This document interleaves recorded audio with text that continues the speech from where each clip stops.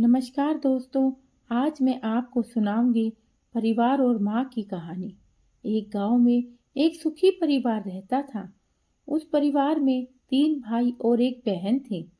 उनके माँ बाप उन चारों से बेहद प्यार करते थे, मगर बीच वाले बेटे से थोड़ा परेशान थे, क्योंकि बड़ा बेटा पढ़ लिख कर डॉक्टर बन गया और छोटा बेटा भी पढ़ लिख कर इंजीनियर बन गया था।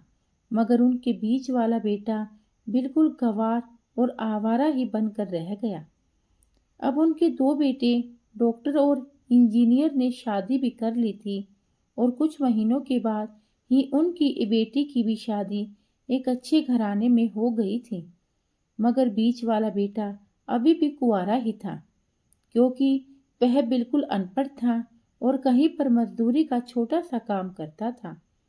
इसलिए उसे शादी के लिए कोई भी लड़की नहीं मिल रही थी और उसके माँ बाप उसके लिए बहुत परेशान रहते थे।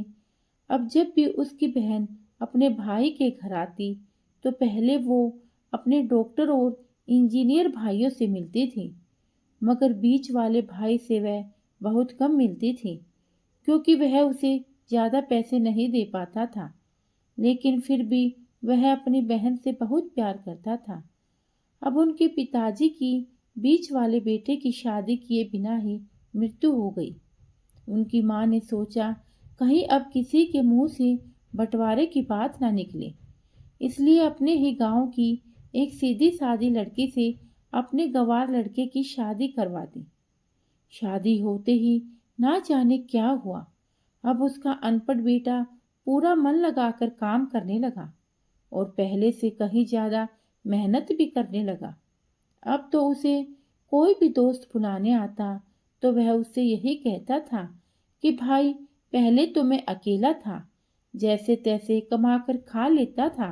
अब मेरी शादी हो गई है तो मुझे अपनी पत्नी के लिए भी कमाना पड़ता है और कल को आने वाले बच्चों के लिए भी तो कुछ जोड़ना ही पड़ेगा। इसलिए अब मैं तुम्हारे साथ नहीं घूम सकता। यह कहकर उसका सीधा बेटा अपने काम पर निकल जाता था। अब उसके दोनों भाई डॉक्टर और इंजीनियर आपस में यह बात करते हैं कि हम दोनों तो उस गवार से कहीं ज्यादा पैसे कमाते हैं, इसलिए हम सब घर और जमीन का बंटवारा कर लेते हैं और उस गवार से अलग हो जाते हैं, क्योंकि अब वह हमारे बराबर कभी नहीं कमा सकता। इसलिए उन दोनों भाइयों ने अपनी माँ के लाख मना करने के बावजूद भी बंटवारे की तारीख तय कर दी और उन्होंने अपनी बहन को भी बुला लिया और अपने गवार भाई से भी कह दिया कि आज तुम अपने काम पर मत जाना, क्योंकि हम सब आज घर और जमीन का बंटवारा करेंगे। इसी वक्त उसकी बहन भी आ जाती है।